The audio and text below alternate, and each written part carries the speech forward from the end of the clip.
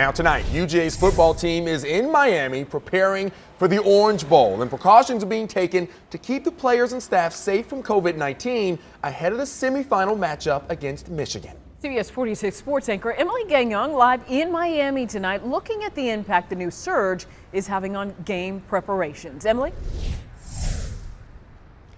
Yeah, well, for one thing, Tracy, we were not allowed to attend practice this morning at Barry University. The media was completely shut out. That was a Georgia decision. Kirby Smart saying that we cannot attend practices while the Dogs are here. As soon as the college football playoff made it optional for practices to be open, well, he closed it. Yeah, no longer mandatory. So while we didn't get practice, what we did get, well, virtual interviews. The defense, they had a meltdown against Alabama, but they still are the #1 scoring defense in the nation. Just like that, down Georgia's the middle and out on the defense fly. exposed against Alabama in the SEC championship game.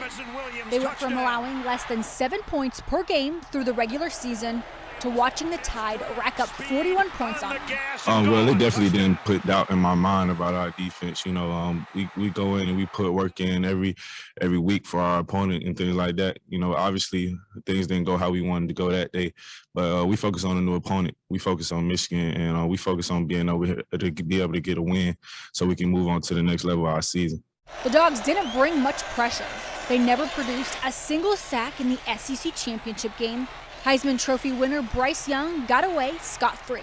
And obviously have a quarterback back there that's elusive and able to run. Created some opportunities that were made it hard for us to get them down. Several close calls that we weren't able to finish on. So certainly been a point of emphasis for us moving forward, and something we want to be able to take advantage of in this game. Former defensive coordinator Dan Lanning still with the team after accepting the head coaching gig at Oregon. Will Muschamp and Glenn Schumann have been promoted to co-defensive coordinators, but we found out Monday Lanning's still running the show. We'll operate very similar to what we've operated all season. I'll still be making the calls, but every single one of our defensive coaches have been extremely involved throughout the week. It's absolutely the same. We still been running things how we've been running it all season. Obviously Coach Lanning hasn't gone on to his new job yet. He's still with us, and like he said earlier, he's going to try to play out his role with us the best he can, to the best of his ability. He's been doing a great job of that all year, and he's continuing to do so until this thing's over. Yeah, and when Lanning, he took the job at Oregon, Kirby Smart's very first statement said that Lanning would remain with the team through the college football playoff, but moving forth, it would be Muschamp and Schumann taking over as co-defensive coordinators. Obviously, they haven't fully moved on because Lanning is still calling the shots.